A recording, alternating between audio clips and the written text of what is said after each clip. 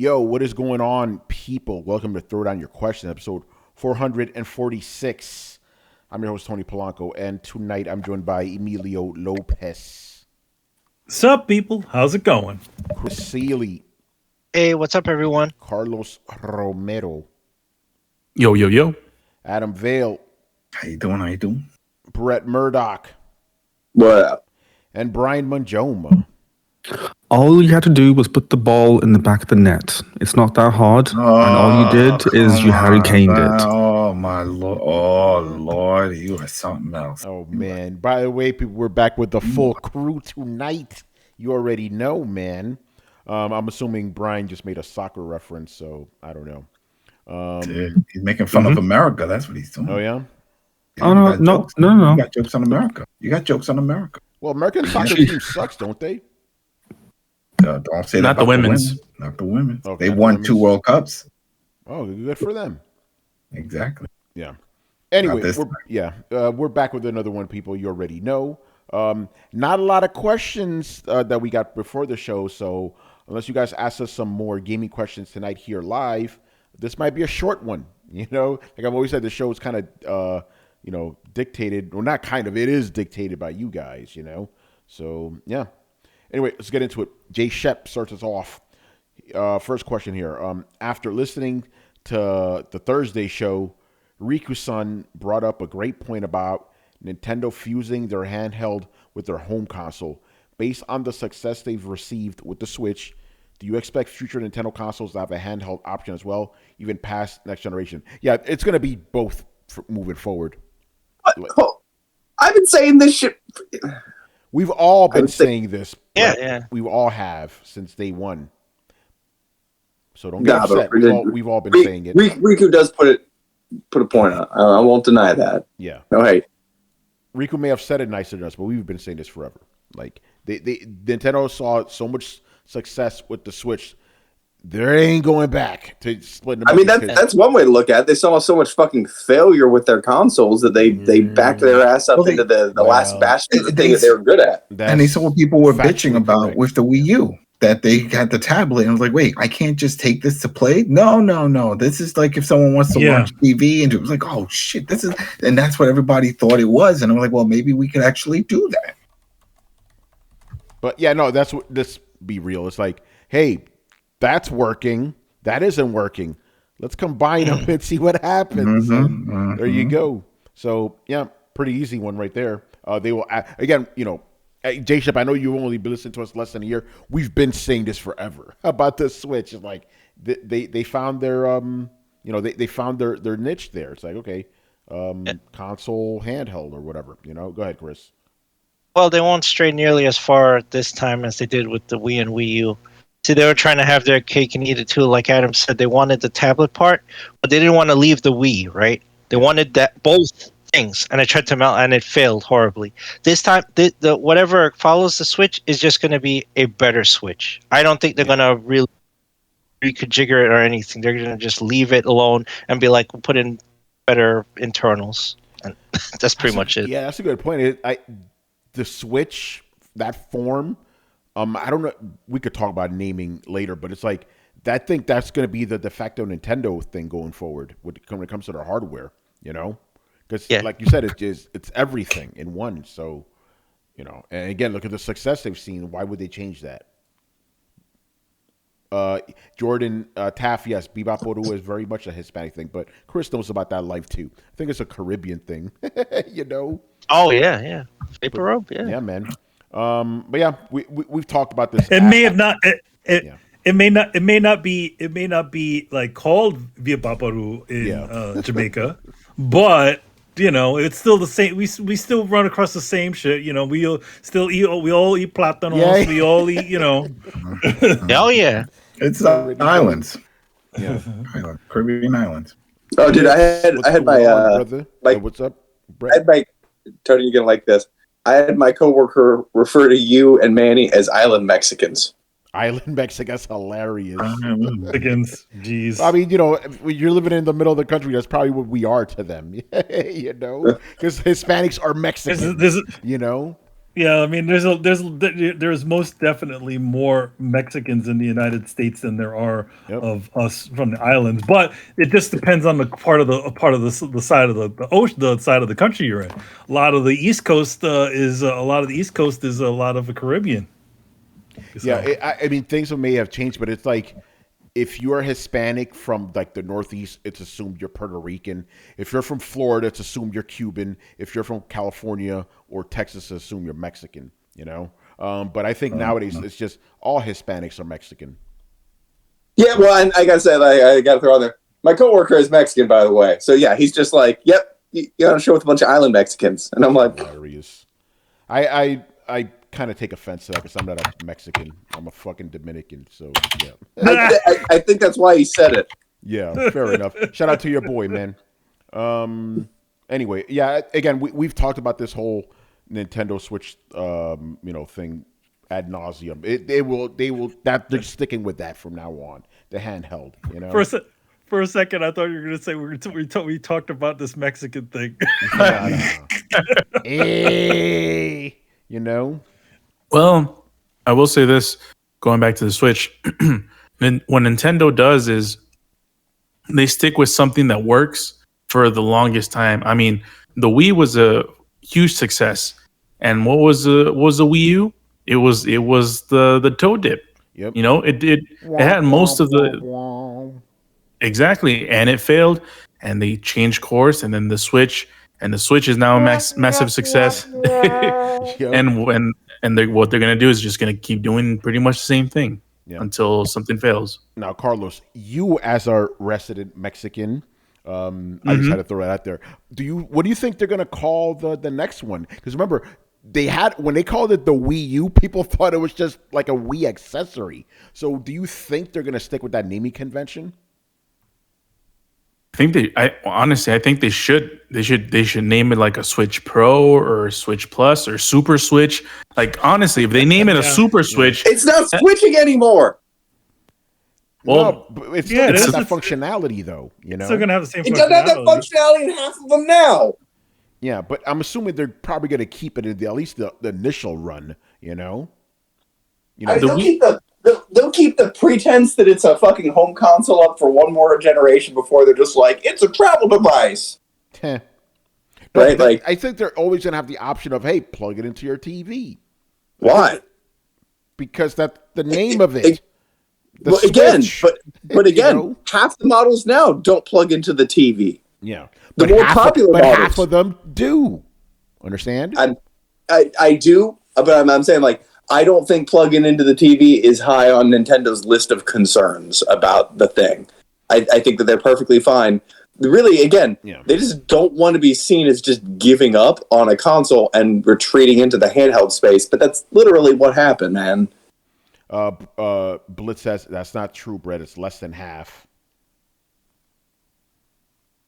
Okay, I mean,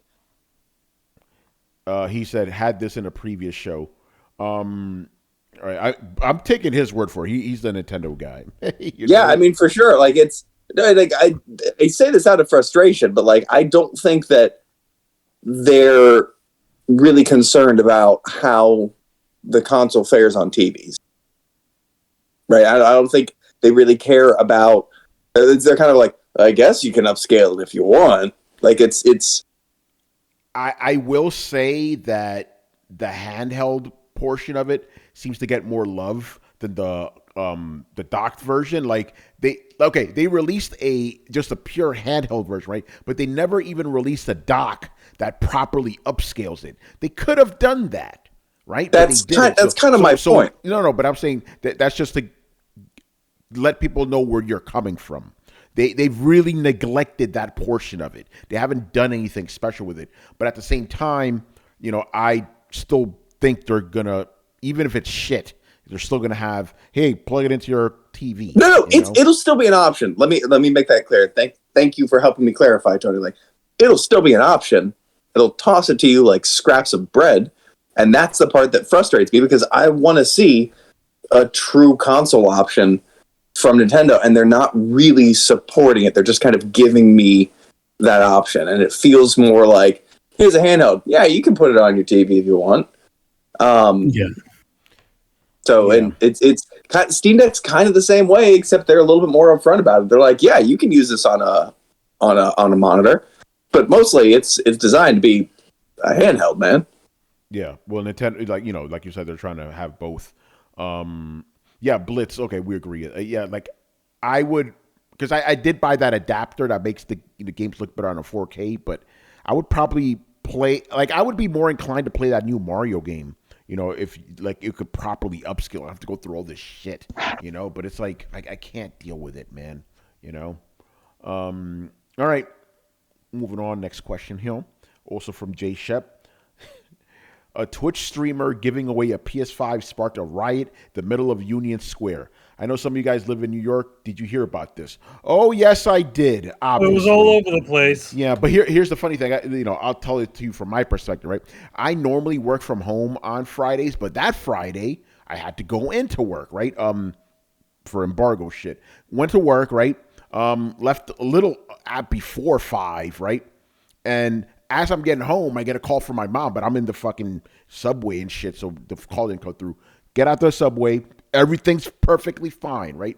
I call her up, like, hey, what's going on? Because she doesn't, she knows not to call me during work. She's like, oh my God, were the trains crazy? What's going on with the riot? I'm like, what the fuck are you talking about?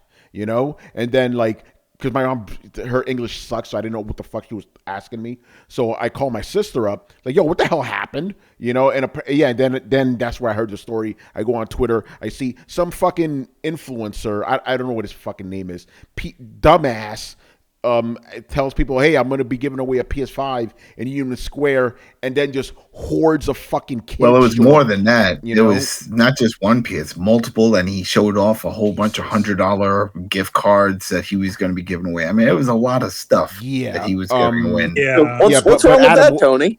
No, well, the problem is he didn't get a permit. Well, yes, the permit. Yeah, you're supposed to get a permit for large gatherings. You got to get a permit to give shit away. You got to have all that gathering and shit. To have a gathering in any city, you have to get a permit. Yep. Anybody knows this sort of stuff. How do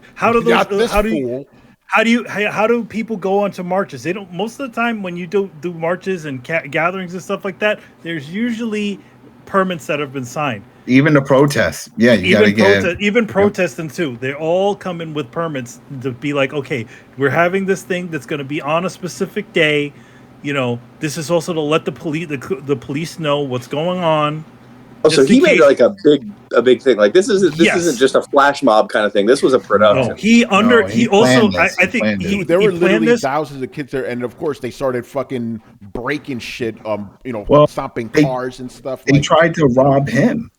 Because he had so much, he was showing it off, and that's why you saw on the camera they jumped on the car, and they were holding on to the car as he was speeding up the street trying to get away. And you see two guys on it, another guy holding on to the back. They were trying to rob him. Yeah, Brett, this was a World War Z shit, bro. It was crazy. You gotta see the shots. So it's some crazy ass shit. We'll send it to you. Yeah. So basically, what happened is, and the reason why because I work on 42nd Street, this is on 14th. The reason my trip was in delays because they literally just stopped. They stopped all trains stopping at Union Square. They just kept them going because of the fucking riot that was happening. Yeah.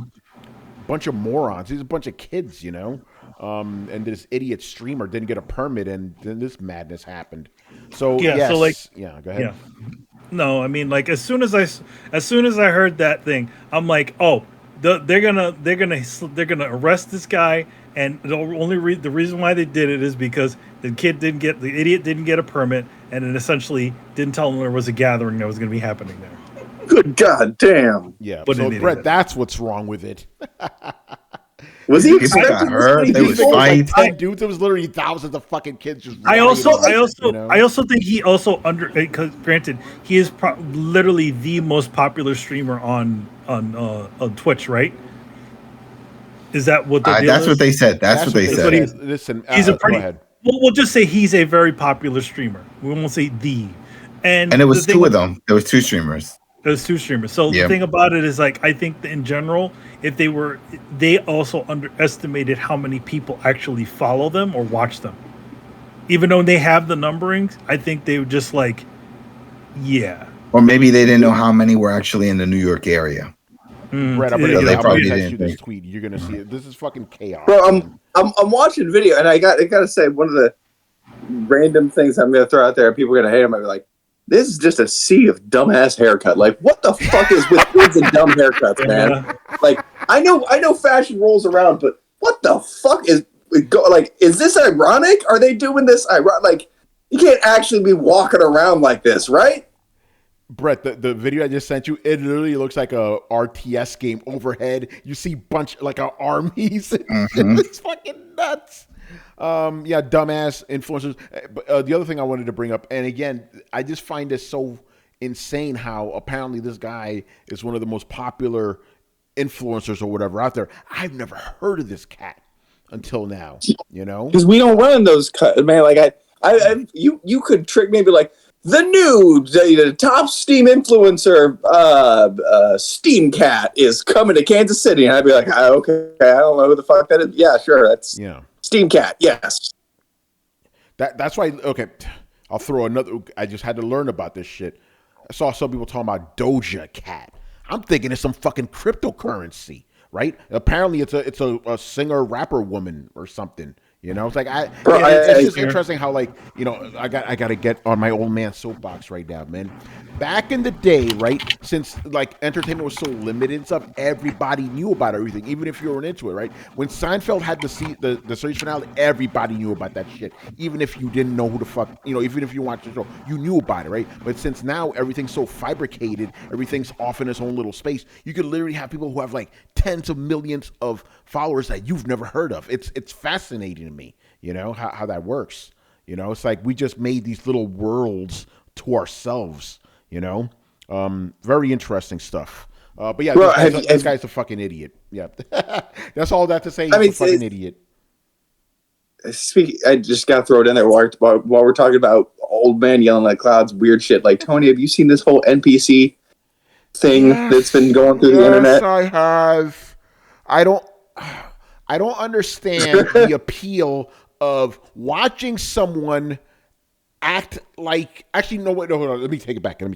Thank you, Riku-san. He explained this to me, because initially I didn't understand the appeal of watching someone act like an NPC, like, hi, how you doing? I'm eating candy. I'm going to the store, and just repeat. I'm like, what the fuck is that? Apparently, the appeal is you tell the NPC to do something, and they'll do it. So there's that control thing going on. Well, no, you don't tell the NPC, like, you gift them a candy and they go like, candy. Yeah.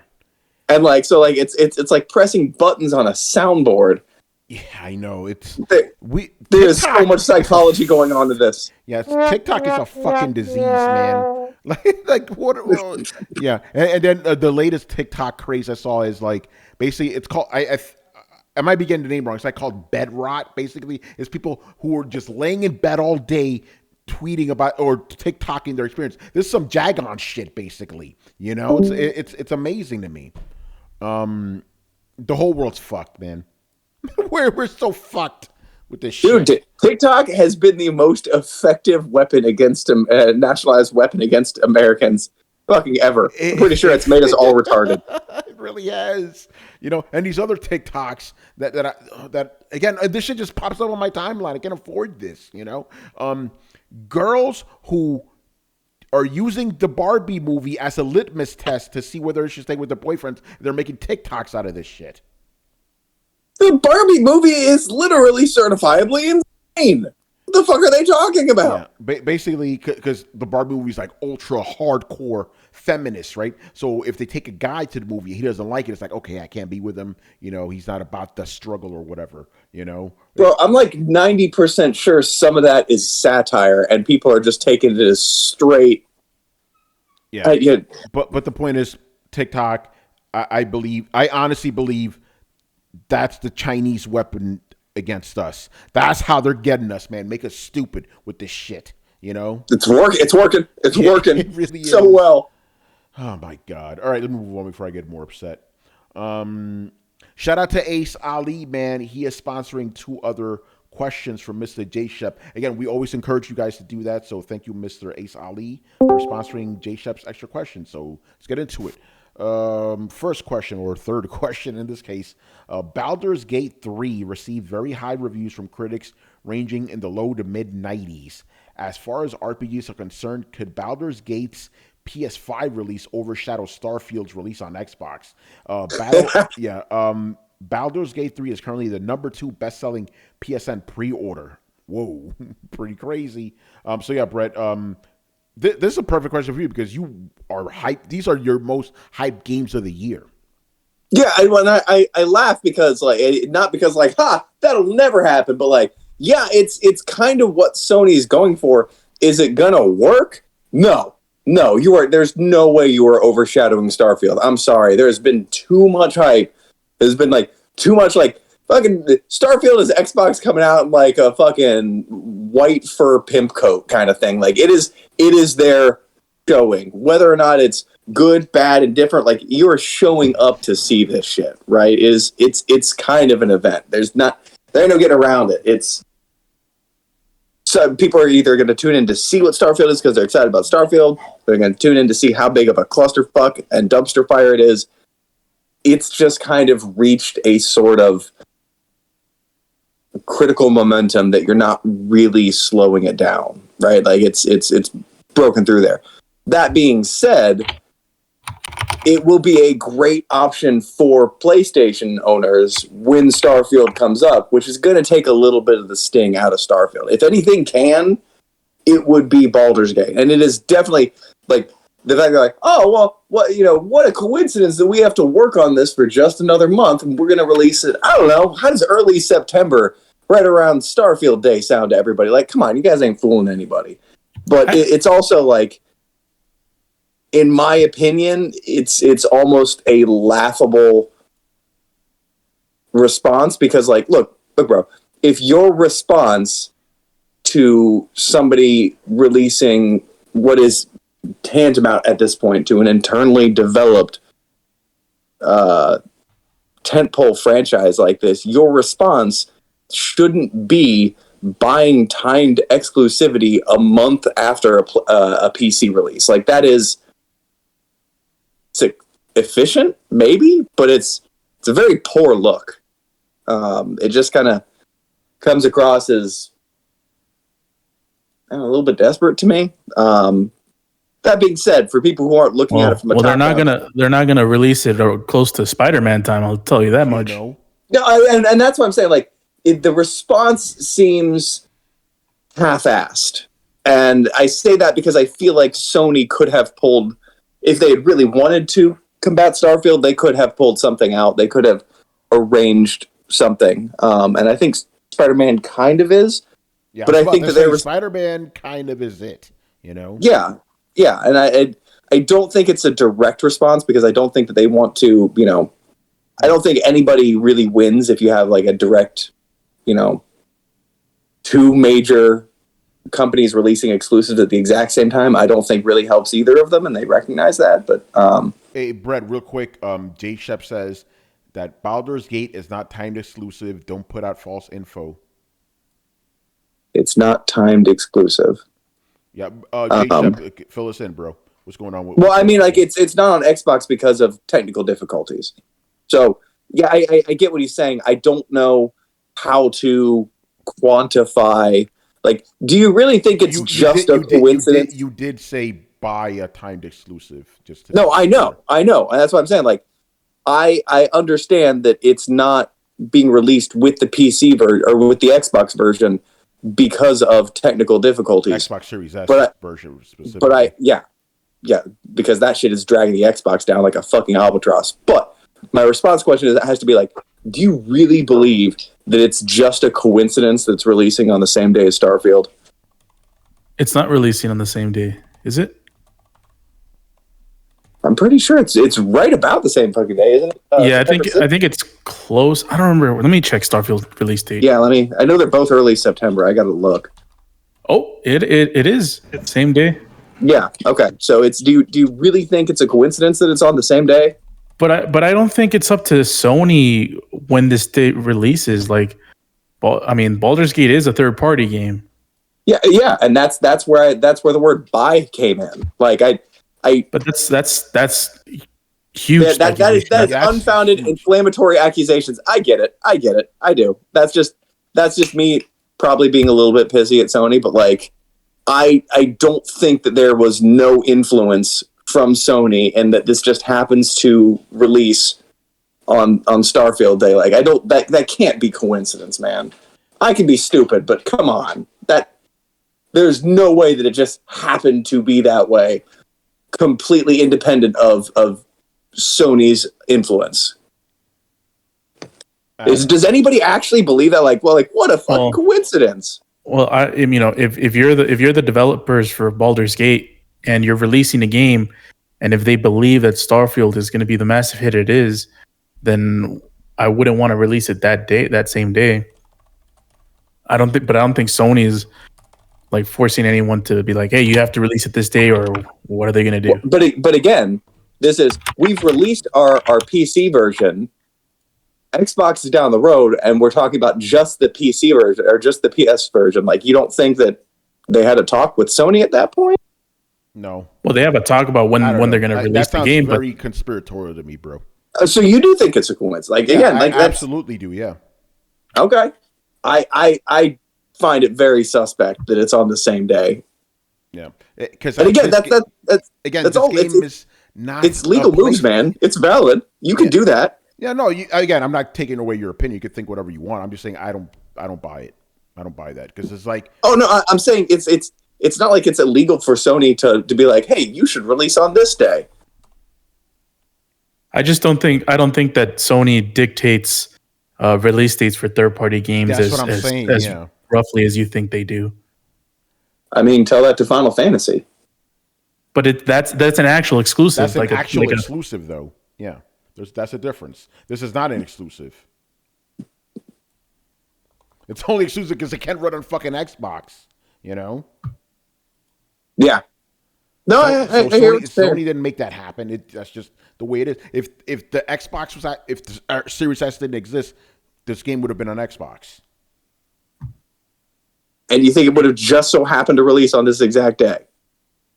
Probably. Again, it's a third-party game, man. Like, on the official website, they gave this whole big thing saying that they have no issue. I'm sorry, Adam. We got to take it back. So, Brett, are you?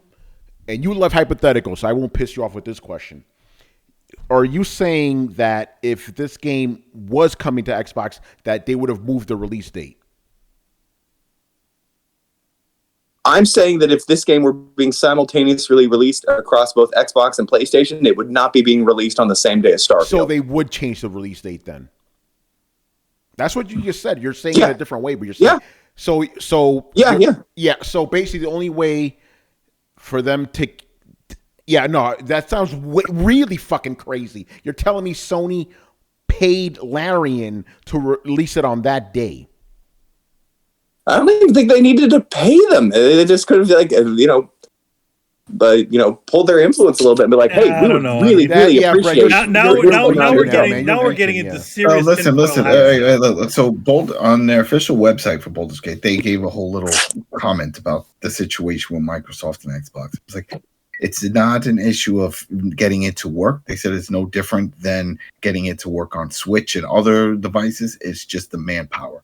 You don't have the manpower to put it on the Series X. There's certain changes and development that they need to do to it that differs from the Xbox Series X and the PS5 and the PC. They don't have that money, but they are working with Microsoft to get it done.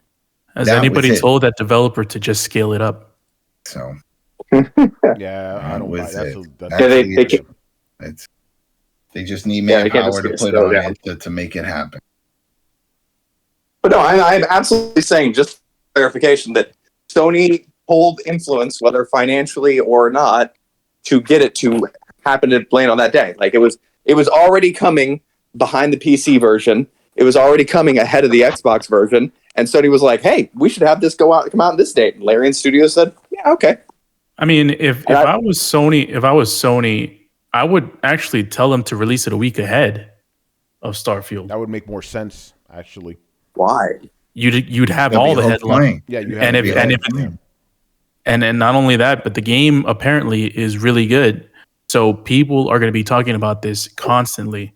and that's a better way to drown out the noise than to do a head-to-head. Because if you do a head-to-head, then you have a Barbenheimer situation where both get shine. But here's the thing: it's not supposed to be a head-to-head in the sense like this is going to win. Like this is just a great opportunity for Sony to not have an empty plate when something big hits Xbox. Well, you can do the same thing releasing in a week. I think it's very reasonable. It's one of those like, look, man, our competitor is coming out with something big.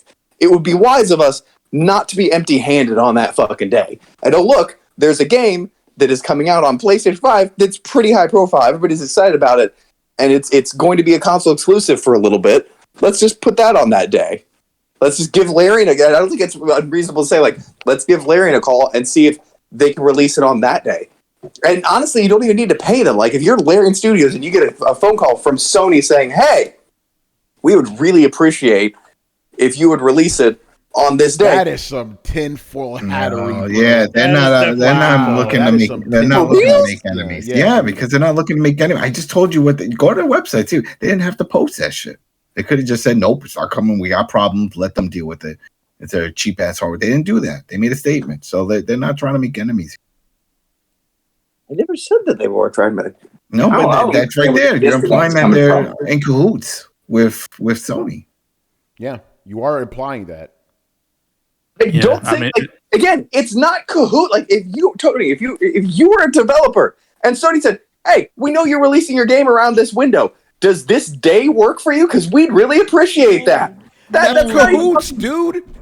That's not even cahoots. That is all cahoots. Yes, it is. What are you talking about? And then the other thing is like what well, we're not even looking at when dates were announced. Yeah, again, stuff like that. I mean, I think, to be honest, I think this is just one of those situations where it's like, all right, this is dropping on this day. It sucks, but whatever.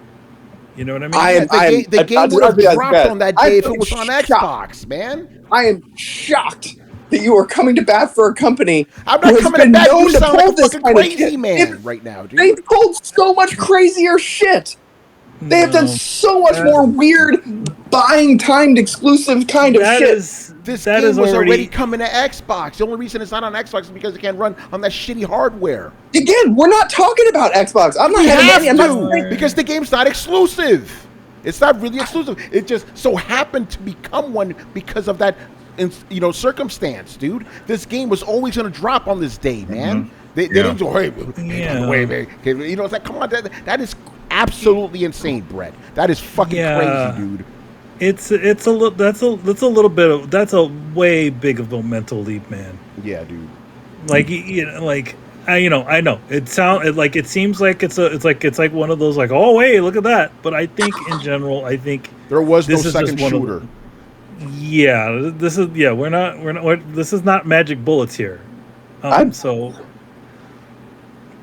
Anyway, we're not getting anywhere with this. Let's move on. Let's move on. All right, next question.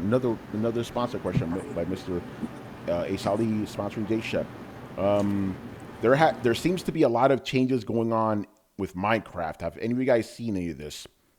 I don't play Minecraft, so I don't know. I mean, unfortunately, I don't play any Minecraft, so you'd probably have to give us a little bit more examples about this one. I'll read the tweet he provided, though. Okay. In other news, Minecraft has gone full 1984 with EULA changes, user agreement things, and have made every single. Adam, do you know anything about this? No. Okay. Anyway, I'll read. And have made every single Minecraft server commercial. Minecraft Java servers now have insane restrictions, among other things like servers with player queues such as 2B2T are now banned. Any server piece of online content such as video or other may be taken down due to any other reason whatsoever. Using, quote, Minecraft in the title as a significant part of a creative work such as a YouTube video. Servers with any content not suitable for 10-year-olds are now prohibited. They also proceed to state that they are now allowed to change the guidelines and that it's your responsibility to check them. Illegal under EU law. All servers need to add a not an official Minecraft product and a terms of service clause upon joining for the first time. In-person Minecraft events cannot be marketed using Minecraft assets such as logos or fonts. Fictional story writers are not allowed to include Minecraft brands or assets, fonts, or images. In-person Minecraft events like the LAN parties are no longer allowed to be engaged in sponsorships if said event is to make money. So those are some of the changes coming. That sounds crazy. Well, I mean, sounds like normal shit to me. Yeah, it's essentially finally corporation came to Minecraft. To be honest, it's something. It's something that was bound to happen already. When it comes to publicly traded companies and stuff like that, and all this sort of stuff, there's all these sorts of things that things that need to be put on it. A lot of this stuff seems to be to protect children. Because obviously Minecraft is a game that's attractive to younger people, but there is a lot of content that is not, is not appropriate for children that you can watch if you do a search for Minecraft. So what they're trying to do is essentially stomp any of this sort of stuff down, so they don't get sued by some parents saying, "Hey, listen, my son." Or daughter searched on Minecraft and all this crazy ass shit just showed up.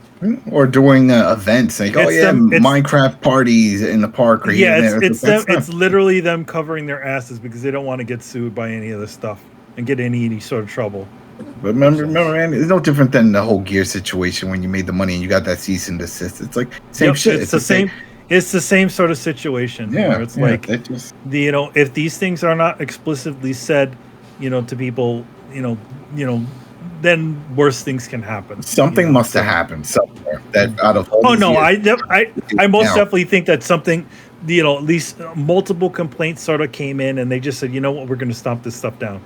Yeah. It's unfortunate though, because obviously, when it comes to, the previous, world of Minecraft, it was very much a sort of free space, right?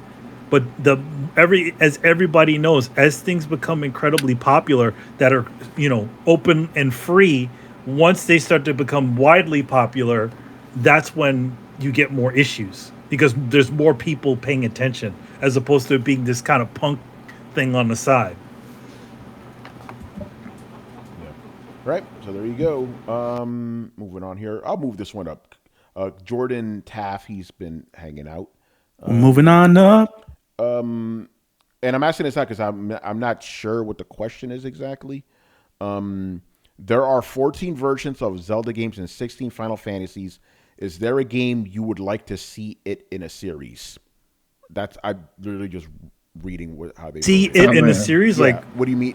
Turn into a big series like that? I think he means like a game that doesn't have 13 other versions. There's this and that, and it's chapter 4 and is that the question? Like, what series do you want to see have that many games? Is that the question? Yeah, that's how I understood it. Okay, here we go. Thank you. There are 14 versions of Zelda games and 16 Final Fantasy games. So you said 15 Final Fantasies and 16 coming out. 16 been out, bro. Is there a game you would like to see it in a series? I don't understand what do you? I don't.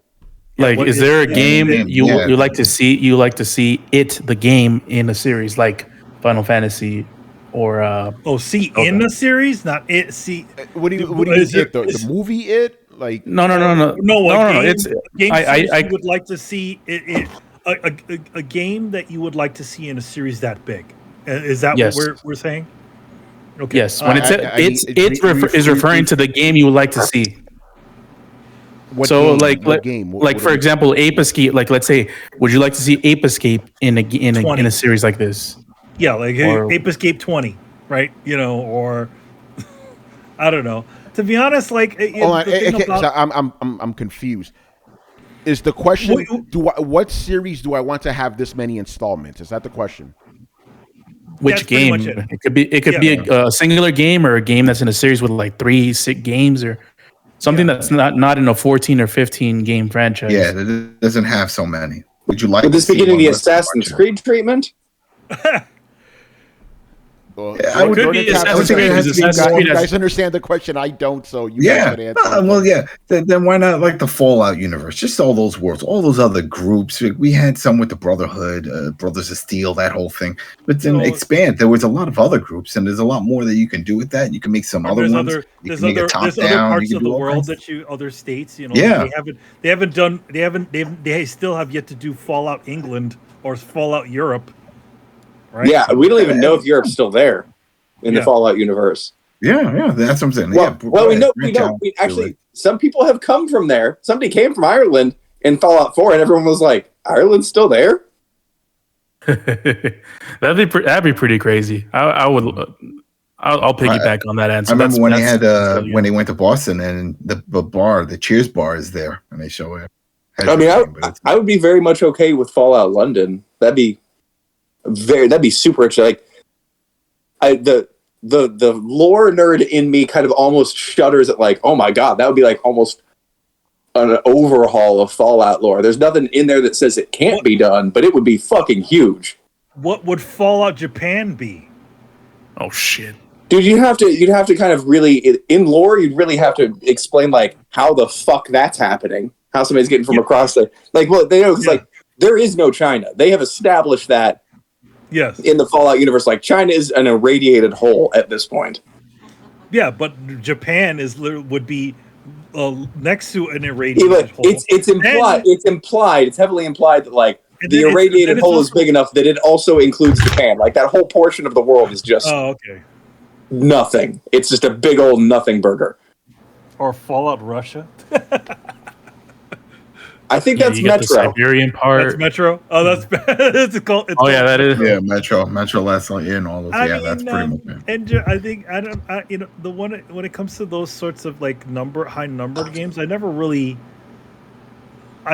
set out to be on having multiple ones. I'll just take whatever I can get, to be honest. Do I need a Metal Gear 20? No, I don't really need a Metal Gear 20.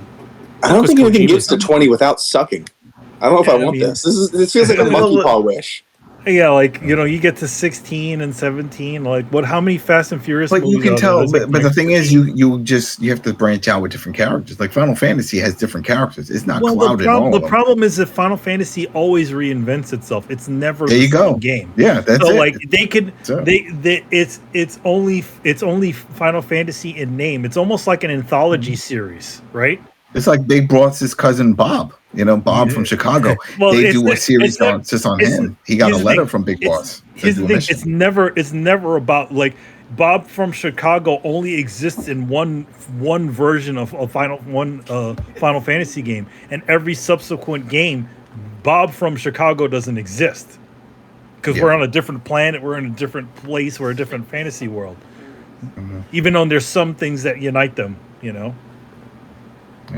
But, remember that even like Zelda, even to an extent, Zelda they still sort of follow somewhat of the same lore, but they always make sure that there are thousands and thousands of years of in the past or in the future from each other, so that a lot of the things don't really matter anymore. That's interesting. They should name one of those games title characters to the past. Oh, see there, right? A Link to the Past. What? Remember Uncharted 4? That's a very kind interpretation, Manny.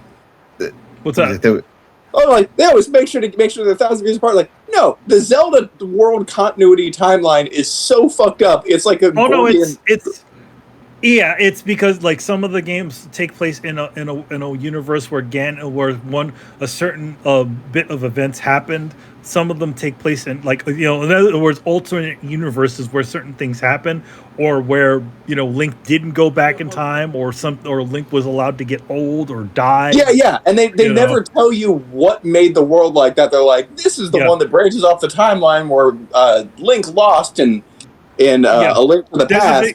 There's a big chart of it too, like in the Hysteria, what they call it, the Hyrule.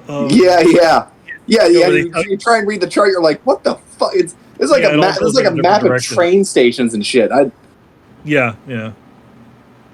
But what were we gonna say, Adam? Sorry, I was thinking of Uncharted 4. Remember, there was that one part in the house where you're looking around. If you see there's a magazine or a newspaper, and it talks about this plague and stuff that's going on, it's linking The Last of Us. Now, if they can make another game where it is linked, where it's Uncharted and The Last of Us, because remember at the end, I don't want to spoil it, but somebody gets on a boat and leaves. And what if they go to that part of the country and they see the plague and they see all the craziness, and there you go. We have a merger. And then they can go in that direction, and that continues the story arc for both of them, Uncharted and The Last. I mean, to be honest, like I feel like they still want to keep those things separate. I think the only reason why they did that is just to sort of tease what they were working on next. Because I think Last of Us was also supposed to come out a little earlier than it actually did. I mean, long series is, I don't know, man. Like, what game did that? There was one that did that with the Dead Rising guy. Where Dead Rising, the camera dude, he popped up in a game. There was like whatever. I mean, he was in Marvel vs. Capcom, but that doesn't. Really it was something on the wall. It was written on the wall somewhere, and it was another Capcom game, and it's like, oh wow, they're mentioning him, that he was there. I don't know. I mean, they mentioned Max Payne and friggin' Grand Theft Auto, but yeah, no. Yeah, he went crazy. I don't like it's weird because I just sort of play it by ear on how many numbered titles we get, right? If they're able to get up into this 14s and 16s like the Final Fantasy and Zeldas have gotten, that's pretty good.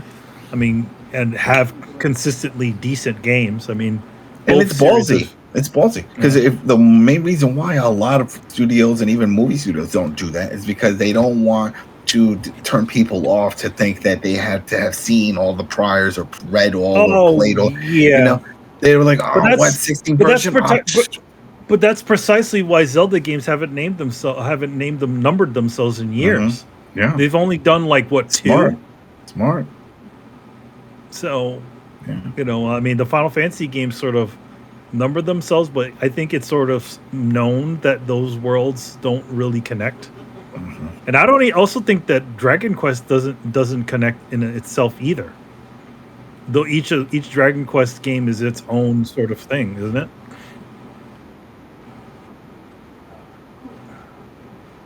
Yeah.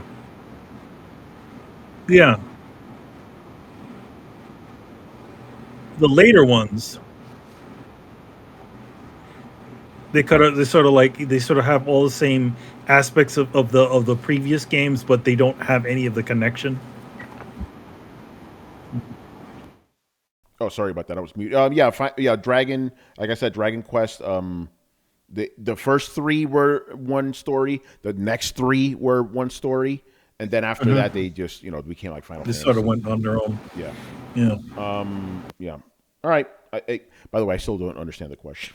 I still didn't get it. Because I'm like, I don't know. Whatever. You guys answered it. I think you did a good job, even though I don't understand the question. But we're all right.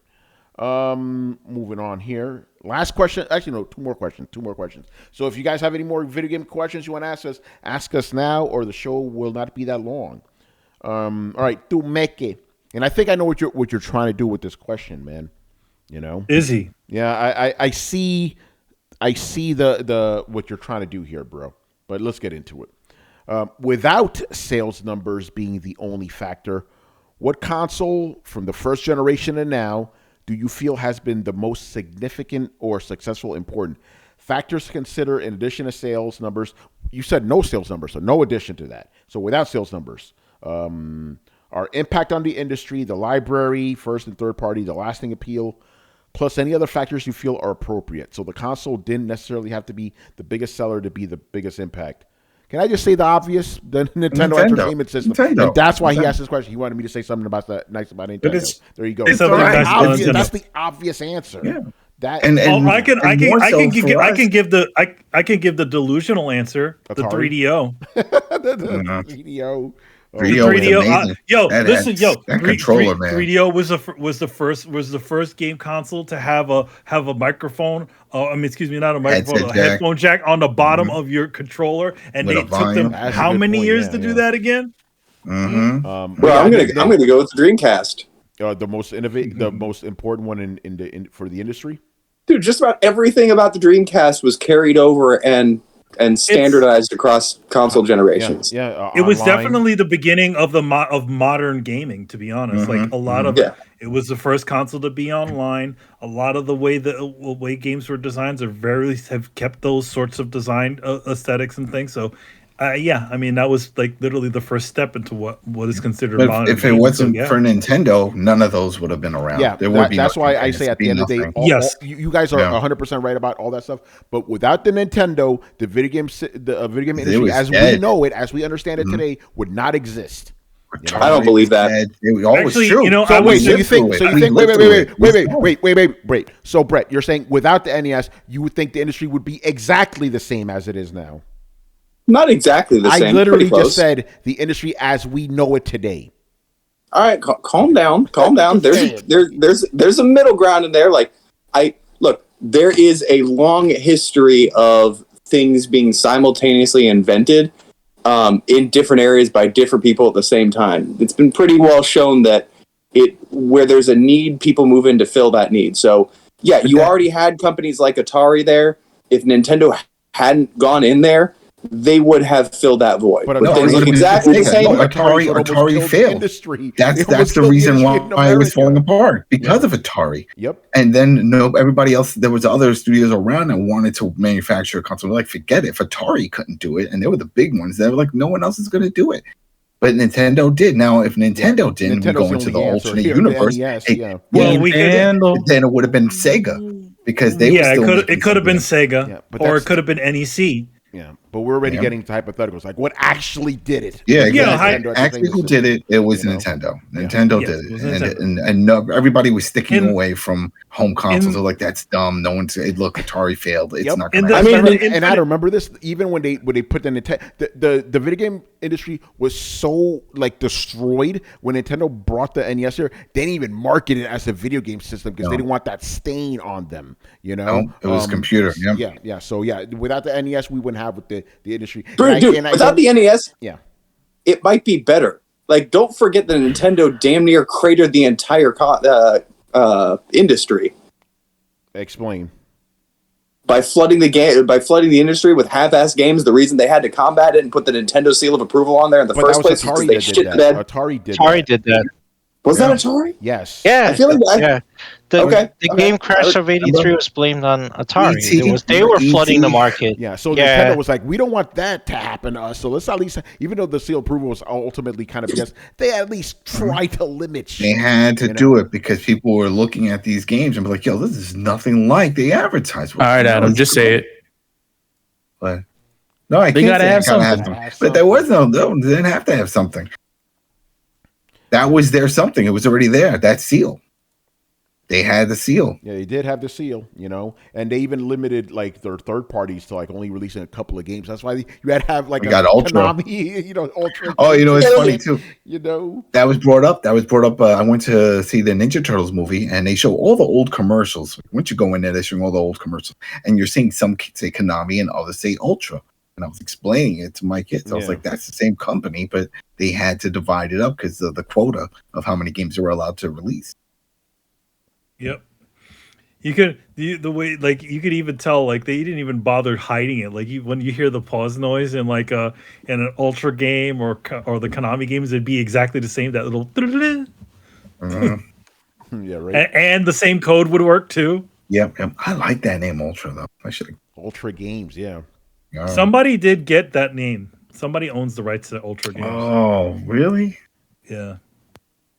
So I just want to clarify. I'm curious, Tony.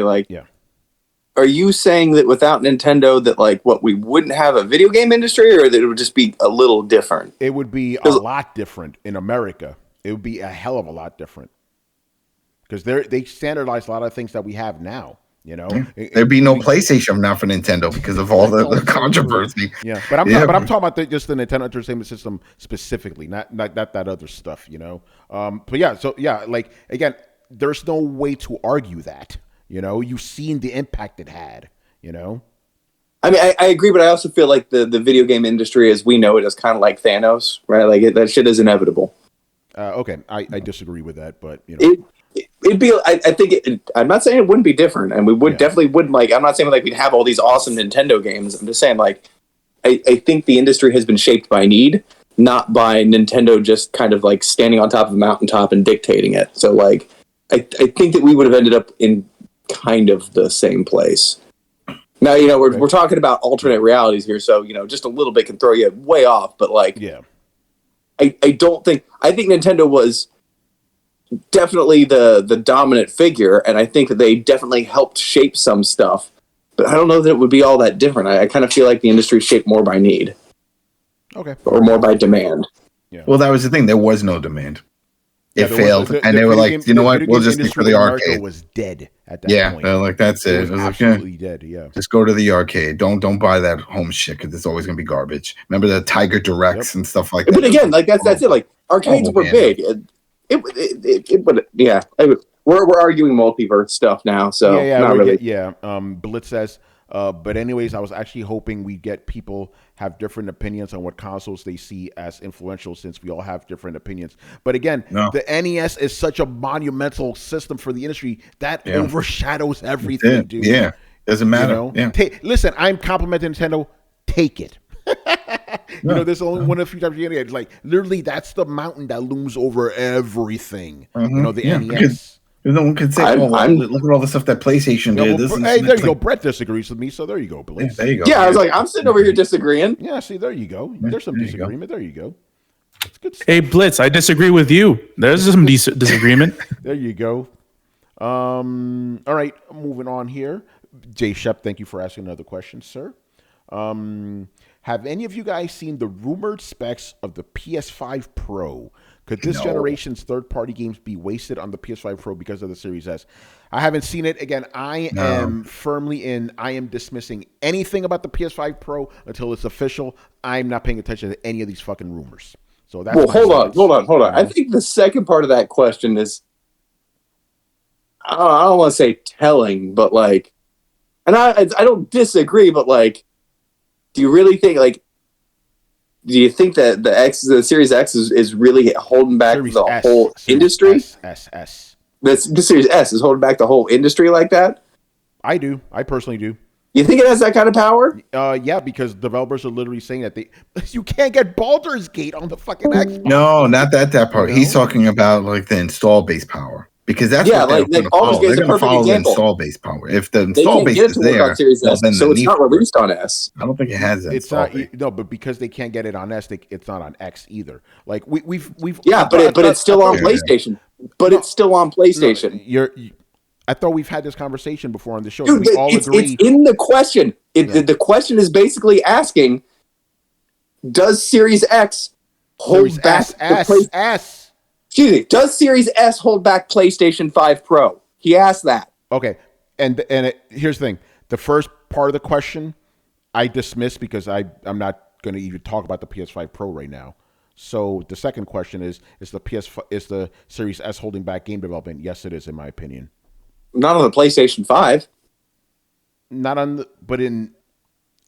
It's holding back here's the thing, and that's where I see what you're saying. I see what you're saying. It's holding back the Xbox. It's not holding back the whole industry. It's not holding back the PlayStation 5. Baldur's Gate is just coming out without its ass. Yeah. And you're going to see more and more shit leave Xbox behind. The games are not just going to stop coming out because they can't put it on the Series S. They don't give a shit. So you know what? Thank you, Brett, for clarifying that. So let's go with the hypothetical, because again, I honestly don't think we should be talking about the PS5 Pro at this point. But let's just say, for the sake of argument, that it's coming out. Is the Xbox Series S going to hold it back? No. Did the Switch hold anything back? No. Well, I guess there's two ways to reaching this. Like, one of them is it can. If one of the developers is one of those that wants to release it on everything. I mean, or people I don't doubt. Right, Carlos, like fuck you guys. Well, I mean, even Cyberpunk,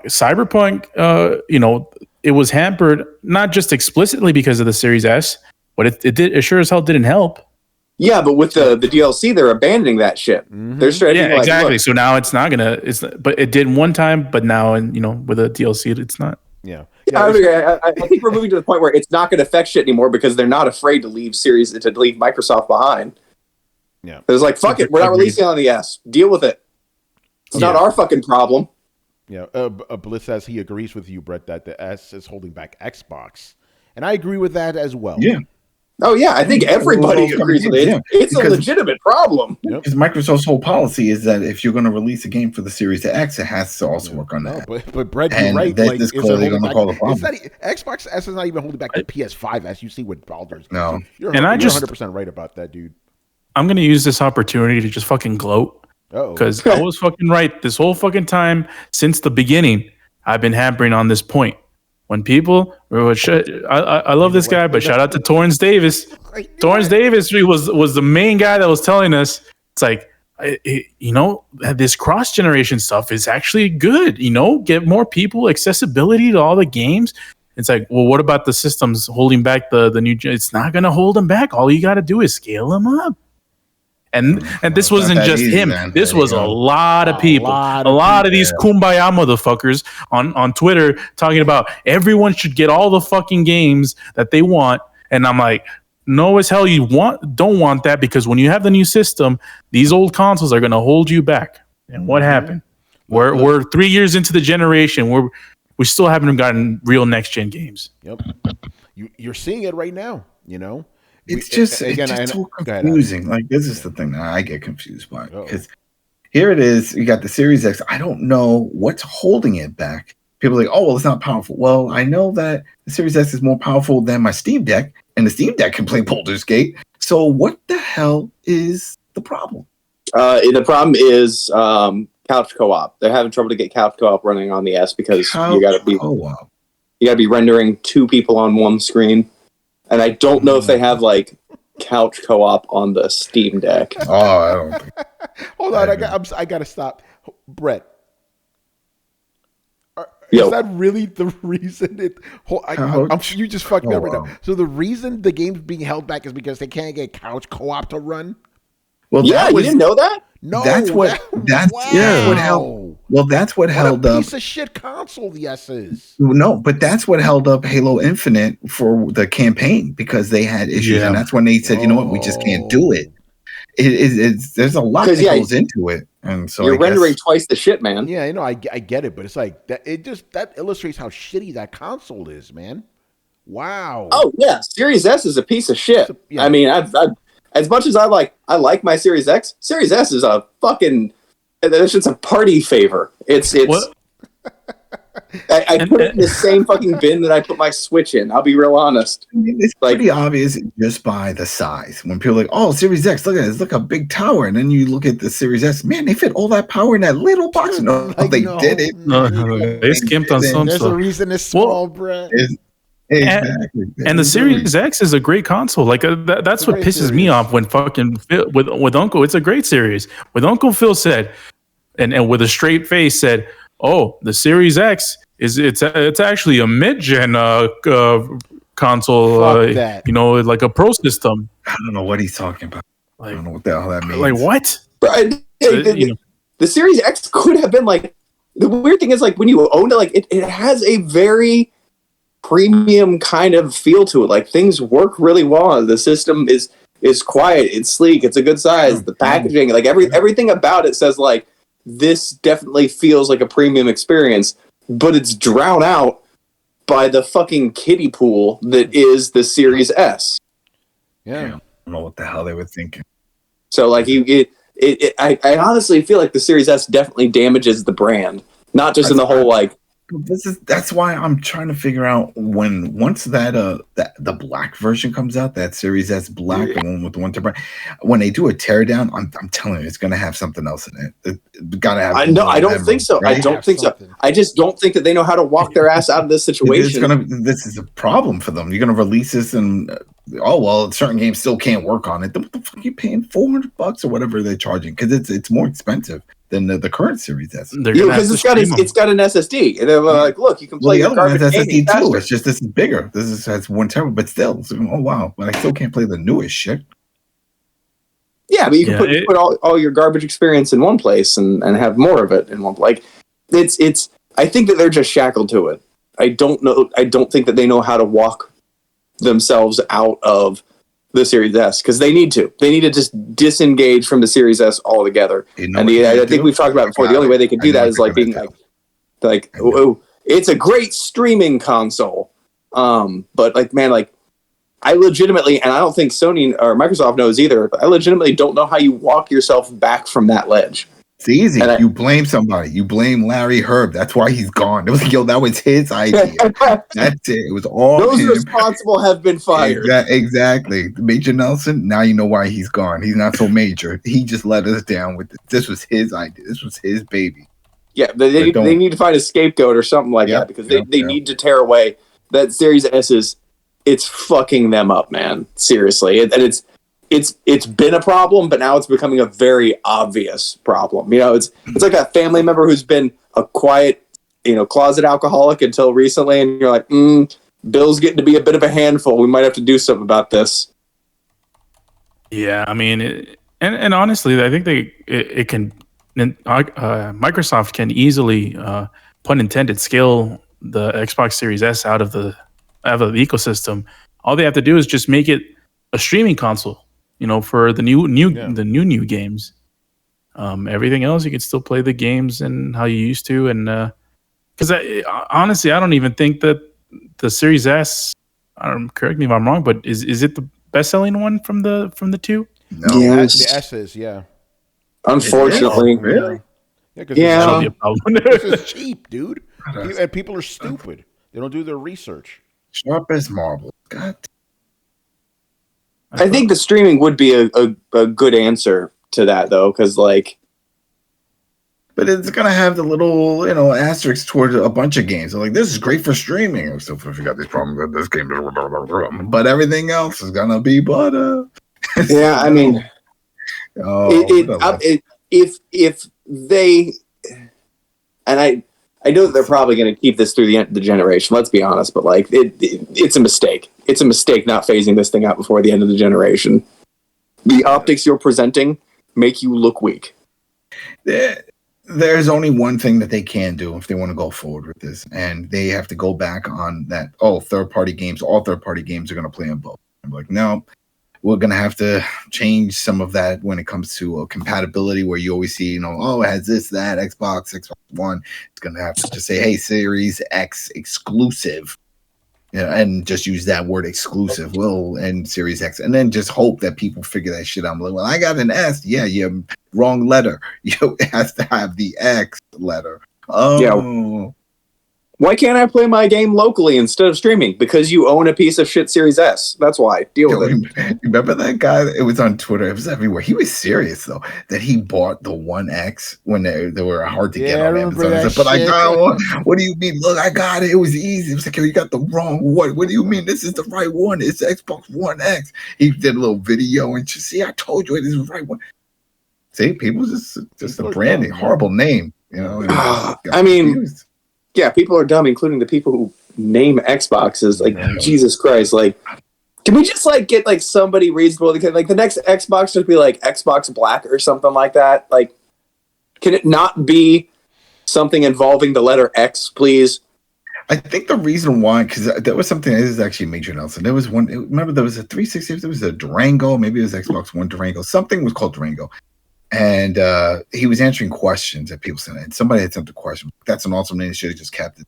He says the issue is that certain names mean different things, have different meanings in different regions of. So you could say one thing, call it, and then somebody may find it offensive somewhere else. And to avoid that, it's easier to give numbers or letters, which is why they stay away from name. I was like, oh, all right, well, that makes sense. That's true. Yeah. All right. Another one here from Mr. J. Shep. Thank you for asking another question, man. Is it a big deal that Starfield hasn't gone gold yet? So yeah, the game comes out in a month. Apparently, hasn't gone gold yet. I would say it went gold. Yeah. Way. Everybody that has Game Pass. That's it. That's I don't think it really matters at this point. But here's a larger question. What if it doesn't ever go gold at all? And in other words, where it's a situation where which we're seeing a lot more now, where we're selling empty cases with shit. You know what I mean? I didn't think about that. Yeah. Let me look at the Amazon listings. Bro, it's a Bethesda game. They're going to be trying to squash bugs until the last second. What if I'm going to say this? I think if Manny, you fucked me up with that question. That's a great question. But yeah, I think when the game goes gold, if it goes gold, it'll probably like a week beforehand. Like they're going to be doing this, like Brett said, to the last minute, you know? And as we've learned from Cyberpunk, going gold don't mean shit anymore, you know? I'm wondering if they're even going to crunch themselves, like to attempt to crunch themselves into trying to get a playable state version of the game out on Jason disc. Schreier just joined chat. Jason Schreier, what now? What's that? Jason Schreier just joined the chat. No, it was a joke. It's like because Manny's talking about crunching. Mm-hmm. Oh, okay. I was like, what? It's like, oh. You know, like you know how it usually goes. There's a final ditch before they go to before they actually print up the discs. Usually that thing is they try to get that thing done like maybe a few months beforehand. Now we're literally 1 month beforehand. So what does that mean? What are you getting when you get your disc version, if there's going to be a disc version? Oh, well, you're getting last month's version. Like I think that. But here's the thing. Like, what if this is a situation where they're just like, okay, we're not going to be pushing toward a gold. We're just going to push it toward as close to the end as possible and serve it that way, as opposed to not to even just putting anything to disk.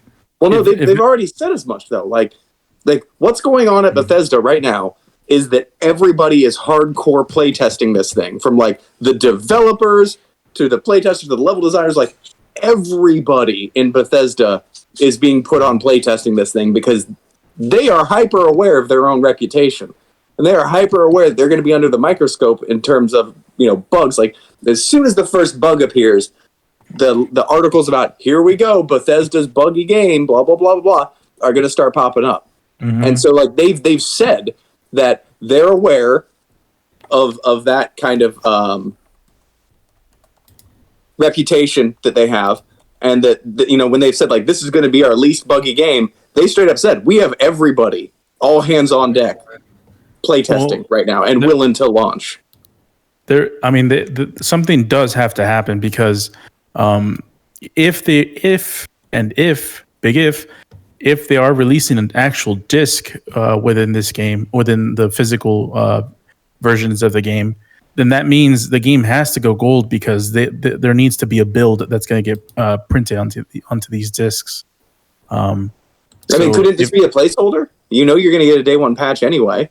No, well, yeah, but that's what going gold means. It's like they have something, a placeholder, old build or build 20.5.2. Yeah. In other words, they're delivering some form of code to make press. To get pressed on discs. It's not like for records, like when it's like, oh, gone gold from the sale. This is more like, no, this is done. Now we're sending for reproduction. Yeah, and they already have to be pressing discs, so they have to be just pressing them before the game goes gold. Well, that's the issue. We have, according to this, that hasn't happened yet. Usually they say before any of this sort of stuff, like they say blah blah blah has gone gold, which means that they've already sent out the version to be whatever version of the game that they've put out onto to get printed as discs.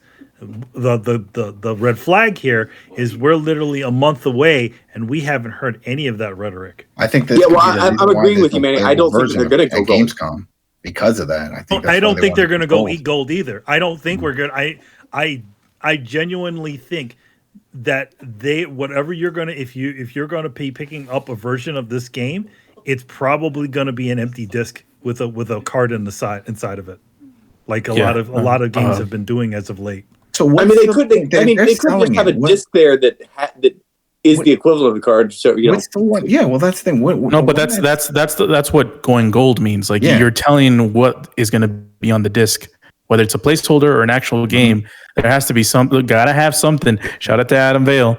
I don't think there's going to be any discs, or if there is a disc, it's a thing that's just sending you to the store to download it. What? All right, so it's already available for pre-order. You can go buy the whole like physical one. It says so. Maybe it has to say right that it's not a disc. It has to say, "Hey, this is just a download code." I checked Amazon. It doesn't say anything about a disc. Doesn't? Is that the one that comes with the fancy watch? Is one that comes with like a smart watch? Just no. But you guys missed the Manny's second part. Like, it could just be a disc that basically sends you to reroutes you to a place to download. Like, I think that it wouldn't be the first time a company's ever done that either. Some of those limited run game versions of supposed disc versions of games have not been actual games on disc. They've just been things that send you to download something from the store. But they still it still means that it went gold because something had to be put on a disc. Does that count as being gold? I don't know if it's I don't know if that could be considered as something that could be counted as gold. The whole purpose of going gold is to send to the manufacturers that are fabricating these discs what's going to be on them. But I thought going gold was your finished version of the game ready for print. If you don't, as you mentioned earlier, Brett, do a lot of these developers finish their games when they go gold? It's a finished version at the time of printing. That's what it is. Yeah, it's your production version, but like in a hypothetical where like I make a game and I'm like, I'm just going to print a disc that has a link that sends you to an automatic download thing, and then we're just going to be like, oh yeah, it's like a 50 gig patch, then you're really just downloading the game. Like, if the only thing I'm putting on that disc isn't a version of the game, does that count as it going gold? The only thing I'm printing on that disc is like a redirect. It's not a. So whatever you decide to print counts as going gold. Yeah. So when you guys read they haven't gone gold yet, you're reading it like they haven't printed anything. Yes. And see that I think that's where I might disagree. But Brett, that's literally what it is though. That going gold means you're printing. That's what it means. And they usually announce that so they can let everybody know where they are in the whole release process. But I think that's another reason why at Gamescom there is no playable copy of it. There's not going to be a bunch of stations. It's just going to be a controlled. Yeah, I still don't think in general that it's ready for they don't want anything for viewing. I think they said they're going to show it. There's going to be a controlled play. Someone's going to play it on stage. Yeah, I mean, they're gonna ease around all the landmines that are Of course. What if I went down that street, the game crashes? What if I went in the ship and I went to that planet, the game crashed? Yeah. Yeah. So if they don't go gold anytime soon, then I think we're not getting an actual disc. I could be wrong, but it's just the precedence never exists. I suspect that they don't want to. I believe. This is just speculation, grain of salt and all that rot. But I definitely think that they're not going to be serving any sort of physical game. I think they're just going to be. It's either going to be a code or whatever they're going to do inside of it, and it's going to be an empty case, just for the plain fact of how much needs to go into it. I think they're just cutting a cord. I disagree. I think that you're going to have a disc with nothing on it. I mean, essentially, I'm agreeing with 90% of what you're saying. I think that they're going to give you a disc so people don't complain. I don't think there's going to be anything on the disc, but you could pretty much just put a blank disc in there, and it would shut up 50% of the people. Yeah, Brian, what's up, man? And who are both of the guys? Brett and Manny. I actually think that they'll just print something on the disc. Again, is there I can't think of a better way to say this, but is there some sort of requirement that when you go gold, you have to announce it? Not that I know. There's no requirement, but it's usually like a celebration kind of thing that always happens. So maybe they just don't want to hoo-ha about it and just say, okay, let's just go gold. We don't tell anyone, and then just boom, out in stores. And that would be smart. I don't know why they would do that, but it's just something that no one's really brought up yet. Like, yeah, okay, they can they can go gold and tell everyone, or they can just not tell anyone and go gold. Because I'm sure that at some point, someone on Twitter in some mom and pop shop will turn around and say, "Oh, look, we have Starfield games in stock now." So probably like 2 weeks before launch, we'll see that. That's my thought. So apparently, this has been clarified by Bethesda. So it says here, and this is an article from Polygon called Starfield. Or what is it called? Is Starfield coming out with a disc? And this is from June 26th this year. And I'm not going to read the main article because there was an update on this. It says Bethesda, in a statement to Polygon, confirmed that the standard edition of Starfield for Xbox Series X will include a physical on-disc version of the game. And then in quotations, we did just update the SKU page to reflect that discs will come out with the physical standard edition on Xbox. A representative says we will be pointing folks to the page to clarify the matter. Well, there you go. And it's pointing to a Q&A, a frequently asked questions page on Bethesda.net. Oh, there you go. So they're going to print it without going gold. Da-da-da-da. Well, if they print it, it is going gold then. Yeah. I think It's that's the definition. They just didn't announce. They just didn't announce They it. just haven't announced it yet. But again, Yeah. going gold They didn't means announce they're it. printing it. That's Yeah, literally what it this means. means it's printed. Doesn't At mean this point, it's- at this point in time, they should have something. They should at least be manufacturing something, manufacturing discs at this point, especially with the game literally coming out next month. Yeah, exactly a month from now. Yeah. But it is a 31 day month, so that 1 day counts. Yeah, I still think we're probably going to get word like 2 weeks beforehand. Yeah, I'm with Tony. I disagree with Brett and Brian. It's like these motherfuckers will use any opportunity to pimp up their shit. Yep. Especially And this is just. Yep. Mm-hmm. All right, good stuff. We got some more questions that slid under the rug. See, real quick, I just want to state, like, I hate to say this, but I disagree with you in the definition of going gold. Okay, but it's what it's known for. Tony didn't make up with. Yeah, listen. But At this point, Brett, you're right. Yes, you're right. That's like you tell me no. I disagree at the start. Well, I'm not the only one that feels that way. It is that right? feel. You know what? It's not a feel. The Adam you deal with. I'm not. I can't do this anymore. It's just it's what the industry calls it. That's the process. It's called no. It's not the same as records. An industry calls a game going gold when the development is done. They consider that to be the shipping version, but it doesn't have to do with physical shipping. It has to do with when they consider the game is done. This is the publication version. If they don't have the publication version done, it doesn't matter what the fuck is on the disc. It can just be a placeholder. The game goes gold when they say it's done. And that is a definition that they have in the industry. It's not just me. We are the ones parsing it apart and saying, oh, it's the one that they print. No, that's not the technical definition within the industry. The technical definition in the industry is when it's ready to be published, when the game development is done. Yeah. That is the qualifier, not when they put it on a fucking disc. It is. We made that last part up, and we're the ones acting like it's the holy fucking grail. No, that's not what it means. It's not the holy grail. It's not what the holy grail. We're saying when they say it goes gold, they're sending it for press. That's all. No, that's not what it means. When the two it's final code. What Brett is saying is essentially they're delivering final code, whether that be on for disc or for or for digital. Yeah, just because they're often the same thing doesn't mean that they are the same thing. Have that been said? Did they send it? Did they say it? Did Bethesda say it? Like, are we talking about the industry? Or are we talking about generalized definitions? Did Bethesda say that they sent it for gold or whatever version you say it is? Did they say it's done? It's good to go? No, that's the whole point. There you go.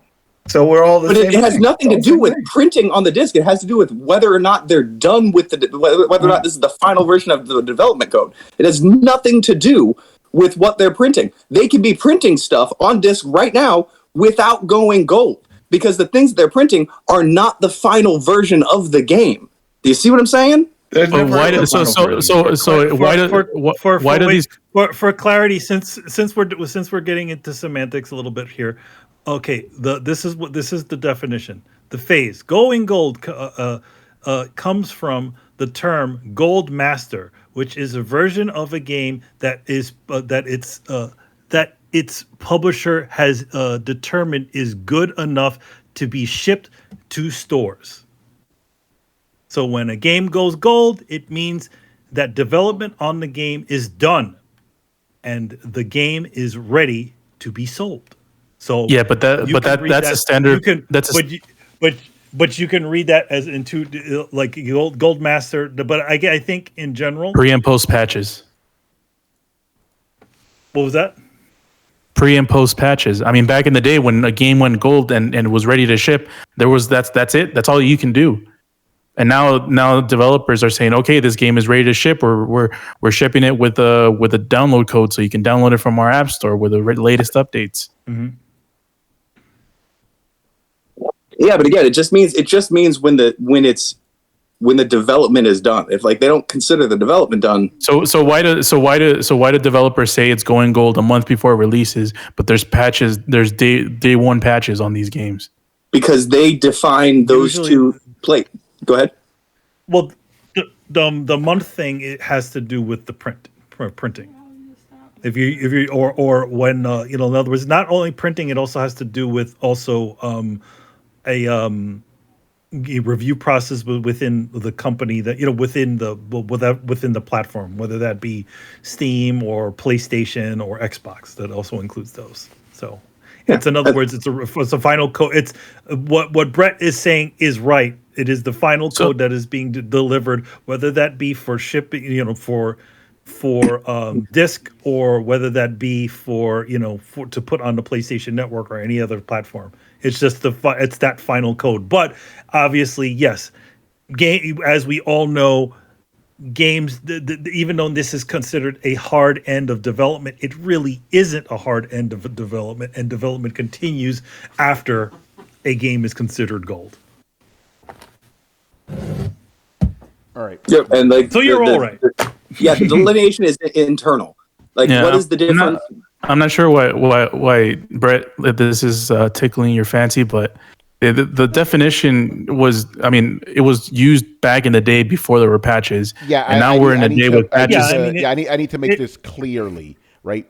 Yes, that term comes from the days when things were printed physical. But Brett, you are correct that how can you have a game go gold? Like for digital only games, they obviously have to go quote unquote gold at one point, but they're never going to get a physical release. But I just want you to understand why people associate that with physical. Oh no, I totally understand. I'm saying like the fact that they are so often the same thing.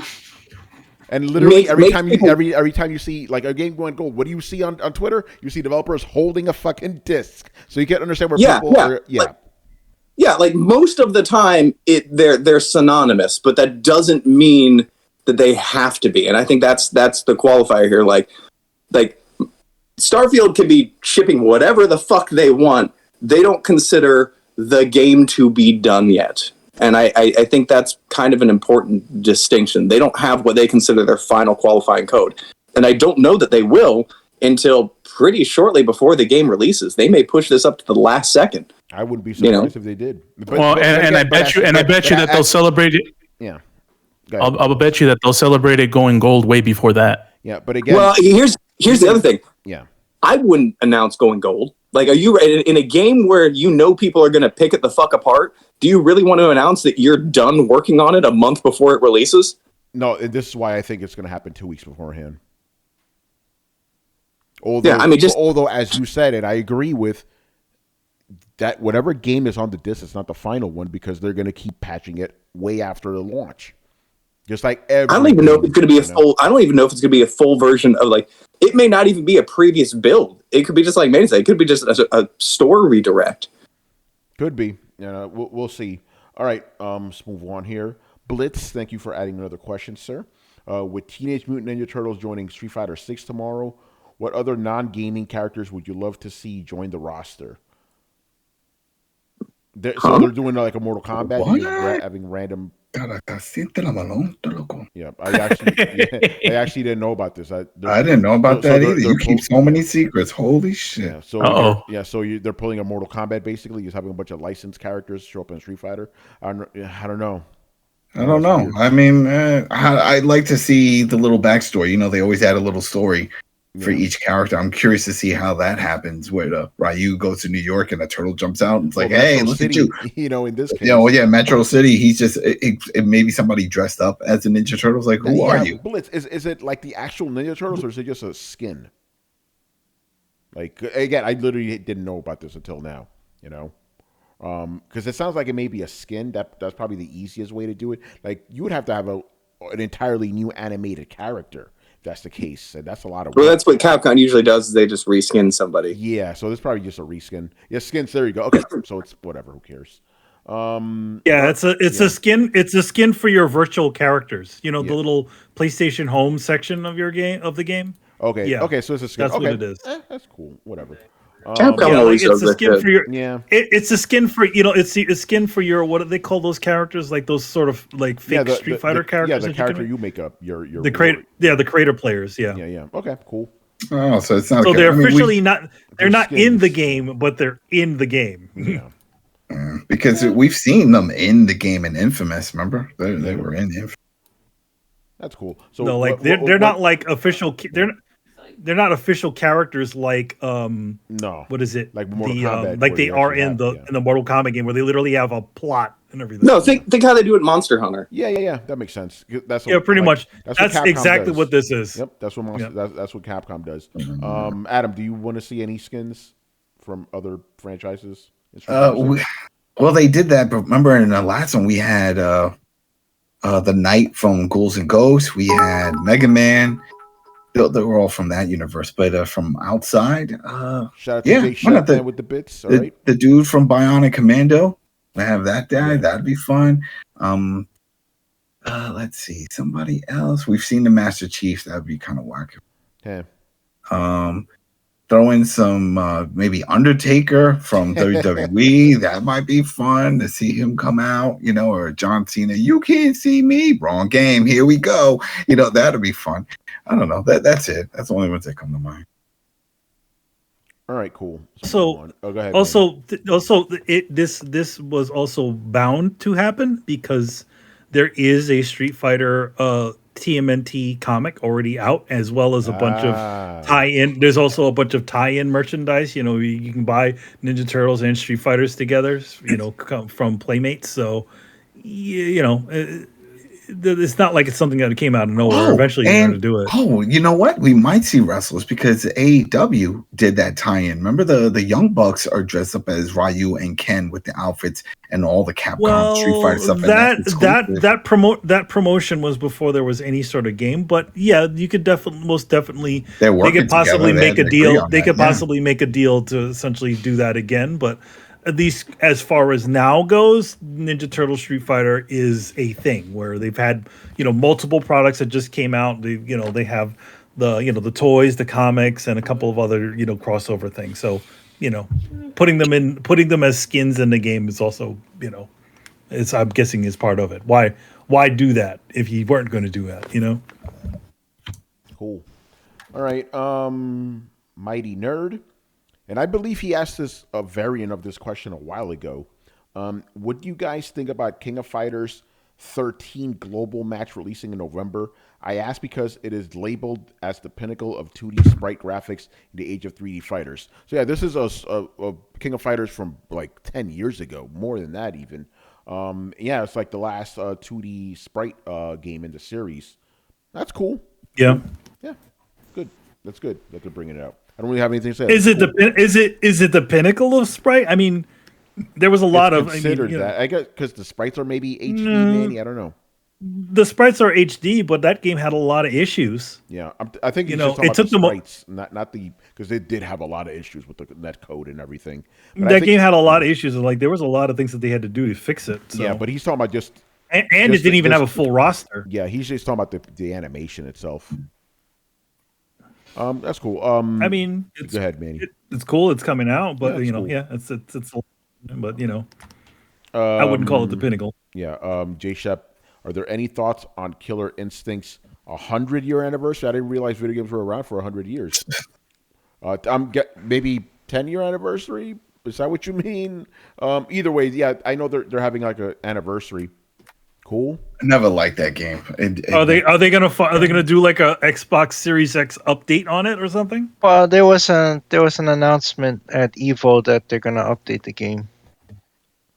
So they haven't updated in 5 years. How about a new one? How about that? You know, they should. Well, Microsoft got paying Galaxy or something.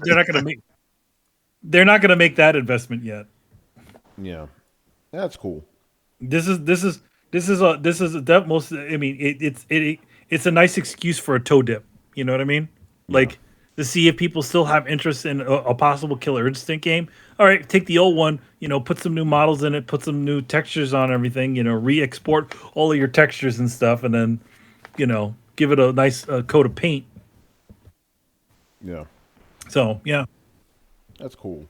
All right. Next one. Who is this guy? Romudeath? Who is this guy? He has a question. Did you guys hear that PS5's USB connectors were melting during Evo? So for those who don't know, because a lot of fighting. It's a Sony. Sony is sponsoring Evo, PlayStation 5 everywhere. These guys obviously are plugging in their controls, and apparently the heat off the PS5 was melting fucking USB connectors.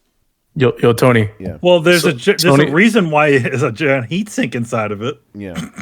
Yo, Tony. Well, actually, Sony sponsoring Evo, or Sony owns Evo? Yeah, they own Evo. Owns Evo. Yeah, but no, apparently, like the heat coming off of it is like getting into the fucking USB. I guess it's the USB-C in the back, right?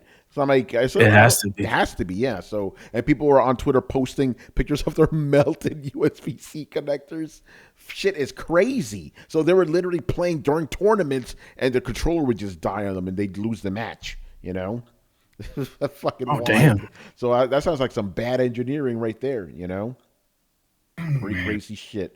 Yeah, sounds like a redesign's coming. Yeah, it's crazy. It's crazy that we're just hearing about it. It must have been a particular situation where these things occur. Maybe the area was super hot. Yeah, no, but maybe there was like motherfuckers playing for hours and hours and hours on these PlayStations, you know. And if it's really hot in the area, bad air condition. Yeah, man, crazy. And these motherfuckers don't put deodorant, so it gets even worse. You know, that stank. You know, fuck. I don't doubt it. I don't know about the USB connector. The connector itself, J-Shep, not the controllers. The connector was melting. You know. That's the raw, unbridled power of the PS5, right? Yeah, it doesn't matter what the controller is. The USB connector, bro. You know, he's asking. Did it matter? The port itself. Well, the actual. I don't have one right. Oh, the cable. The part that goes into the console. That the male connector. Yeah, that was melting, and like people posted this shit on Twitter. Like, yo, what the fuck? You know? Damn, that's crazy. You know, that's Sony doing their own QA testing in Evo. It looks like yo fix that for the PS5 Slim.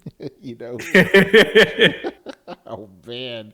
All right, and the final question of the night. So Dio actually has a really long question about JP. Oh, shout out to Dio! Yeah, shout out to Dio. A really long question about JP from Street Fighter 6, but it's super speculative, so we're not going to go down that route. But he's just wondering, because JP is the final boss in the game, so he was just wondering if he's a worthy successor to M. Bison. You know, he could be. You know, because the thing is, Dio is really invested in like the lore of Street Fighter 6 and all this other stuff. I don't give a fuck about that. I didn't get that feeling with him and his cane and the whole thing. It didn't.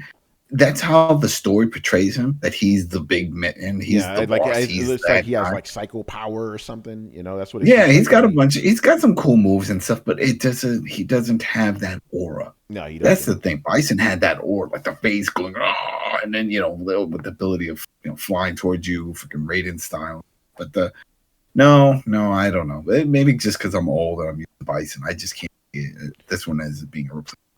That's what happens when you try and capture lightning in a bottle again, man. There's no way that even Akuma. I mean, like much better the final boss than to be honest, the modern Street Fighter games have had. Like, what the fuck was Sean? What was it, Sean? It was called. What the hell was that thing? The stupid thing, that silver creature with the orb in its belly. I call it the Urian clone. I know what you're talking about. Oh, Seth. Seth. Yeah, Yeah, Seth. Yeah. That was a horrible final boss. He had a little bit of everyone. That's what it was. It looked like something out of Tekken. Unpopular opinion, like, I feel like Akuma started out as a little bit of a reach anyway. Like, Akuma kind of started out with, like, what if we took qualities of M. Bison and just mixed it into Ryu? And, like, don't get me wrong, they finessed it and they turned it into a really cool character, but you could tell, like, they really didn't know what to do final boss-wise, even after just character, he was like a secret character, and the fact that he beat up M. Bison like instantly, who is classically a like really difficult character. Yeah, I feel like that knows you that this guy is business, right? Yeah. His eyes were glowing, and he, I don't know. I'm not talking like I'm just saying, like, I can see, like, design wise when they sat down to make him, I can see where they're like, okay, so, like, we need a new badass character we need to make a character that could kick the shit out of M. Bison. And everyone was like, I don't know, like, an M. Bison Ryu? Like, it's a tough call, especially when you build a character to be as badass and powerful as M. Bison was. Like, I'm not talking shit. I would have taken the exact same approach, and probably it hopefully would have come out with something pretty similar. I love the character, but, like, you can see it was built out of, like, consensus of popular things and, like, 2000s ideology of what's cool. Like, it just, I'm sorry. 1990s.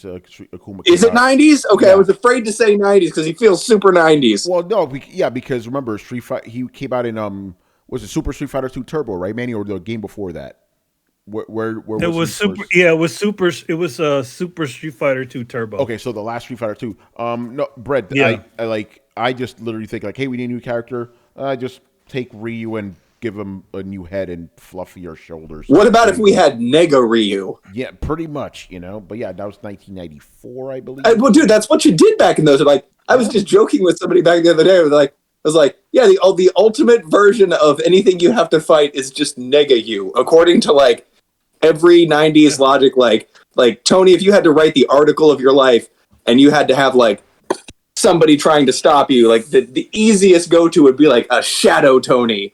It's like Nega Tony, but he's all in black and gray and he has red eyes. Shit, Brett, like how you appear, like, in a photo thing or whatever. So I'll just look like that. yeah, exactly. He's all black and gray with red eyes. He's going to try and stop Tony from writing his article. That son of a bitch. Remember Nega Scott? Yeah, Nega Scott or Mr. Negative, That's cool. Yeah, Scott Pilgrim reference. There you go, mighty nerd. Oh, yeah. Yeah, Nega Scott. Damn it, Brett. That went over both of our heads. That's exactly what I was thinking, said too. It twice. Yeah. Nega Scott. No, man. And I found out he's not such a bad guy. That's like that Simpsons, like, everything's the Simpsons at the end, isn't it? When Homer forgot how to say spoon, so like, what is that thing you use to pick up food? Digging. The food digging. Like, spoon. I was talking to my friend about the Tick the other day, man. Tick was awesome. Oh, dude. The original Tick. Tick is amazing. Animated show, specifically. Yes. Written by the creator of Adventure Bros. Spoon. Wait, for real? Yeah. I didn't know that. Yeah. That's pretty awesome. Well, yeah, both shows he had something. He was a writer on the first show, and then I think he did that live action one as well. So yeah. The live action one was just limitations of the medium, man. Like, they really tried, and, like, which one? They made two of them. The first one, that's right? They made two of them. The first one. Yeah, with Patrick Warburton or whatever. With Patrick Warburton, that's you can even see why the connection is there. He, that show got canceled, and he called Patrick Warburton to play Brock Sampson. Yeah, Venture Brothers, not Adventure Bros. Venture Bros. And it's not an anime. J-Shep, what the fuck? That's not an anime at all, dude, at all. No. Yeah, not even a little. Not even by the lax standards, it's not an anime. But no, not even by the lax standards of anime. That's right. I didn't know that. Throwdown but, like, is an anime now, apparently, Yeah, just, Manny, I'm never going to be able to unsee that now. I just want you to know. That connection, I was like, dude, like, yeah, no wonder I like Venture Bros. Like, it does feel like the Tick. No, it's totally that, like, that same type of humor from what was he call himself? I can't remember. And he was my boss. I can't remember his stage name was. Yeah, he goes, something. What do you call it? Dude, anime is animation from Japan. Yeah. That's debated. We're not going to get into it, but even by lax standards, anime is a, but that's what it is. Yeah. Even by lax standards, it's a type of animation that would emulate that kind of thing. So even if Adventure Brothers is an animated series. There you go, animated. Yeah, series. It's just different. It's adult animation. It's its own category. Venture Brothers at no point is ever trying to be anime. Yeah, calling it a cartoon is not inaccurate though. Adult animation is technically the category. Yeah, call it adult animation. There you go, but it's not. Anime, it sounds like something you'd find in the back of an old bookstore or something like that. But like the new proper name for that kind of stuff is adult animation, and I fucking hate it because it has no style. Like it's just the worst. I don't like that either. I don't. Yeah, it's what it's implying. It's implying that animation is for children. Well, also the other thing is like, when you say the term adult animation, there's also the idea that if it's adult animation, it's also somehow risque. Yeah, I'm calling it what I've always called these shows, just an animated series. There you go. It's an animated series. There you go. There you go. Don't budge for the haters. Just draw your line and say it's an animated series. God damn it!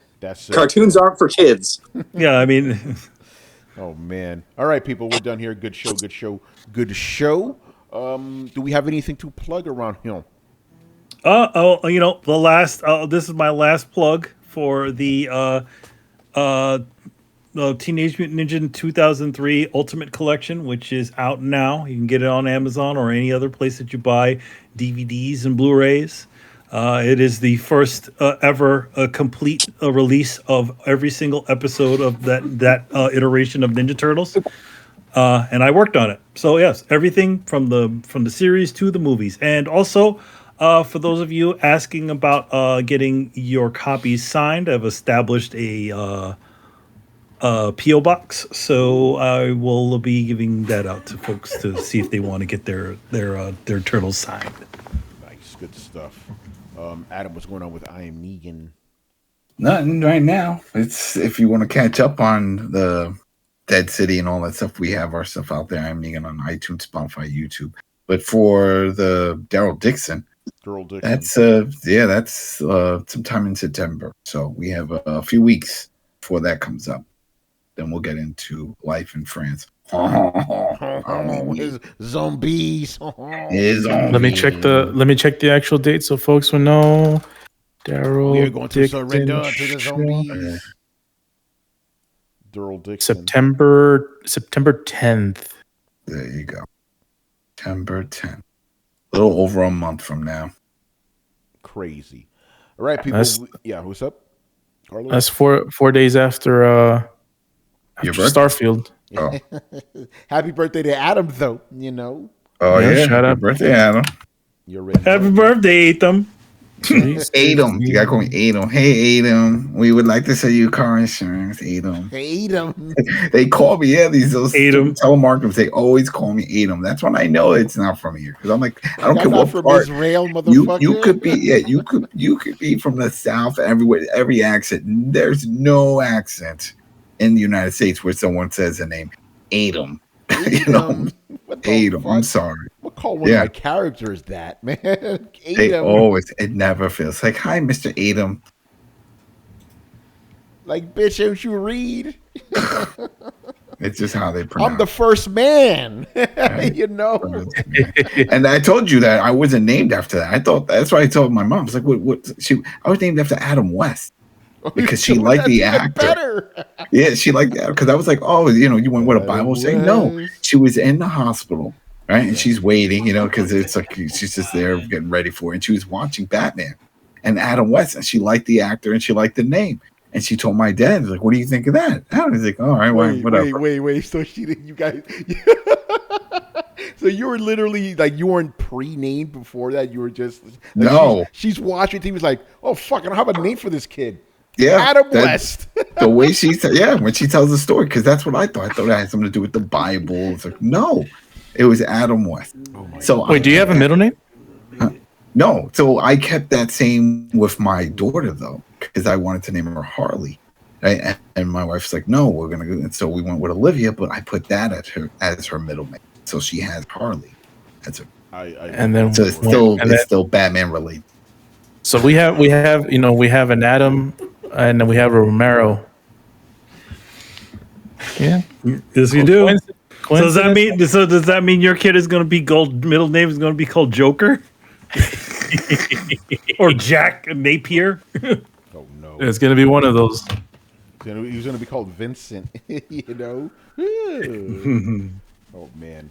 All right, we're done here. So make sure you follow Throwdown on Twitch and Twitter. Join the Discord where the conversations and the rumors are always popping. You can also find us on any podcast app on the planet by searching for Throwdown Show. That's towards Throwdown Show, throwdownshow.com to listen to previous episodes. And if you have been watching us on the YouTubes and enjoyed our videos, make sure you hit like, subscribe, and hit the bell to be notified of when our premieres go live. And we will be having another Throwdown interviews for you soon, so stay tuned for that. Those will always premiere over on the YouTubes.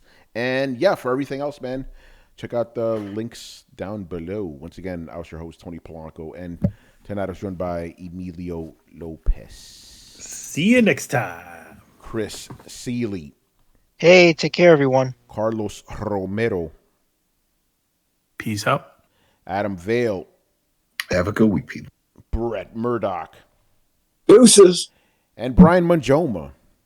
It says a lot about you if you don't know what Thomas Jefferson did regarding the government. I'm going to say that, and that's it. All right, people. We will see you on Thursday. Later. He owned a laundromat. We all know that. You know, moving on up.